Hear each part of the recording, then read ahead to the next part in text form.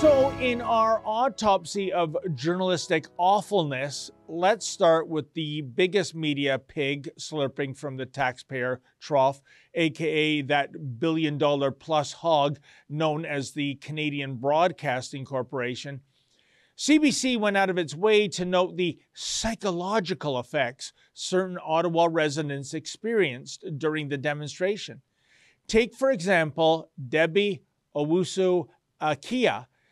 Says Debbie, quote, "We never want to go through this ever again," end quote. Go through what exactly? Debbie, by the way, is the executive director of the Canadian Centre for Gender and Sexual Diversity, so you know for sure this source is at the top of the CBC reporter's Rolodex when it comes to important people to interview. By the way, if her name does ring a bell, that might be because Debbie's group was one of 36 Ottawa organizations that pressured the Canadian Tire Centre to cancel the Dr. Jordan Peterson event last Monday. So while Debbie's Spirit Unicorn organization is all about sexual diversity, they do not champion a diversity of opinions, it would seem. Indeed, my suggestion is for Debbie to reach out to Dr. Peterson for help. If she is still psychologically traumatized by the sound of a horn honking, methinks Doc Peterson can help her and any other uber-sensitive Ottawa citizen still recovering from such audio torture.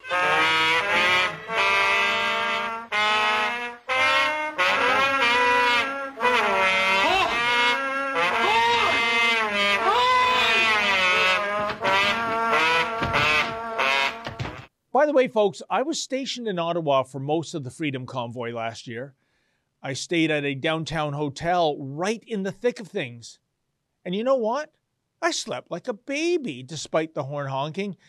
Then again, I was working hard in the field during the day. I'm not some desk-bound paper pusher for an organization like the Canadian Centre for Gender and Sexual Diversity. As well, CTV News went out of its way to paint Prime Minister Blackface McGroper in a positive light 1 year later.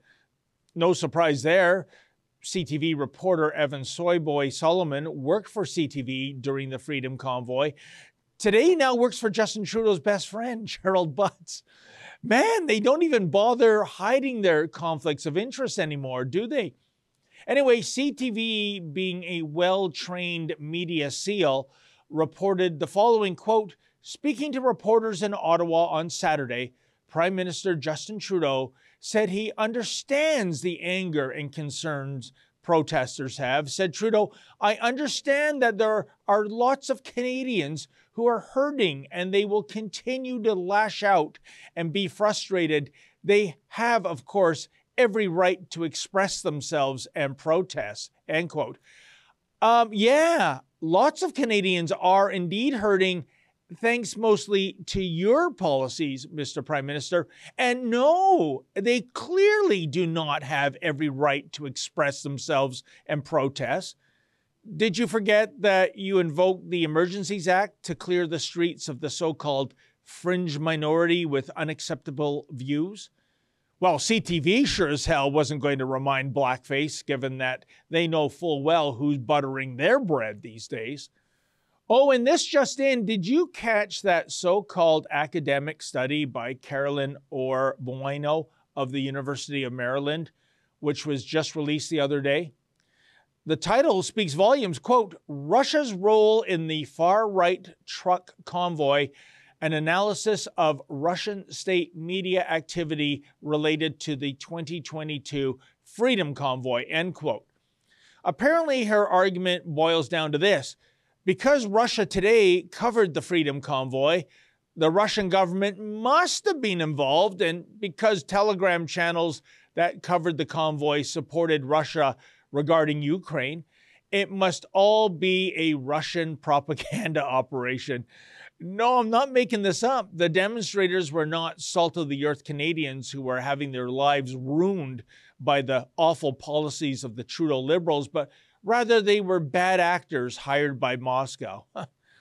You would think that surely by now the Russian collusion argument would be thoroughly debunked and discredited, but apparently not. Much like Jason Voorhees from Friday the 13th, every time you think the Russian collusion crackpot theory is dead and buried, it arises from the grave yet again.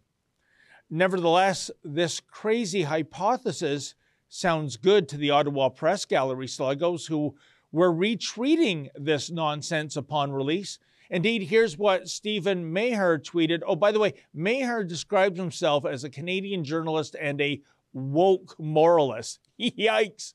Anyway, here's what he said in his tweet, quote, "It is reasonable to infer that RT's extensive coverage of the convoy might be just the most visible sign of a broader influence campaign encompassing other actors and activities, including proxy sources, cyber operations, social media accounts," end quote.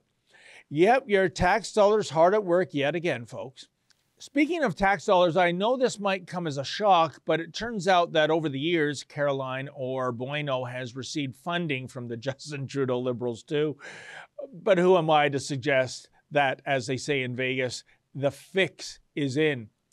By the way, can you possibly guess which mainstream media sluggo was responsible for the absolute worst coverage of the one-year anniversary of the Freedom Convoy? Okay, folks, I apologize. I didn't mean to insult your intelligence. Yes, it was indeed Rachel Gilmore of Global News, perhaps the most vapid and vacuous journalist to ever venture upon Parliament Hill in the history of Parliament Hill. Now, if you're not familiar with Gilmore, here's the skinny. She was essentially a nobody until she decided to latch onto a gimmick. And the gimmick was this: embrace victimhood.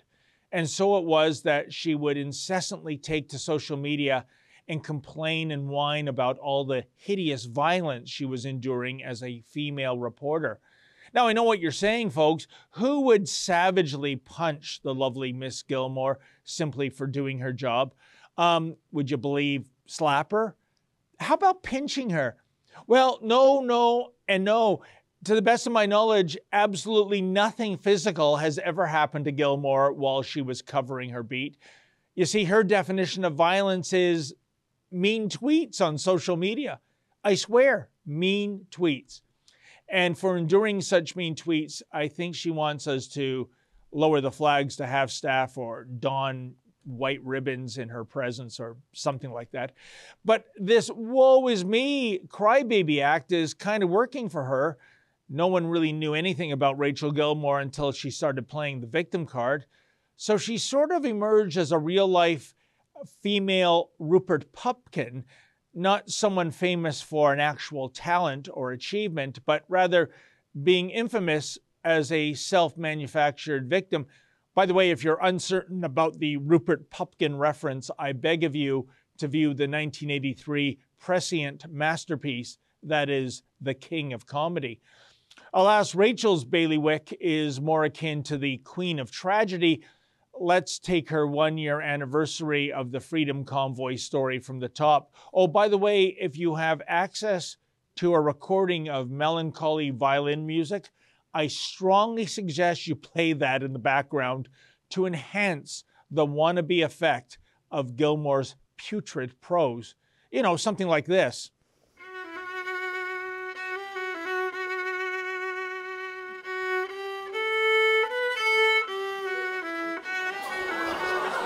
So without further ado, here goes. Quote, Sarah Chown's car now rolls seamlessly through the busy downtown Ottawa intersection that, just 1 year ago, was made impassable by massive trucks and screaming protesters, end quote.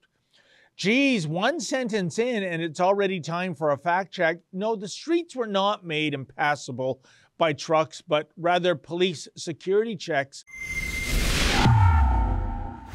That's an excerpt from my show every night. It's called The Ezra Levant Show. That's me, Ezra Levant. You can see the whole thing behind our paywall. Well, there's a lot of goodies behind there. I do a show every weeknight. My friends Sheila Gunn Reid and David Menzies and Nat and Kat have their shows too. You get a ton of content for just $8 a month. There's so much in there you won't find anywhere else. Go to rebelnewsplus.com.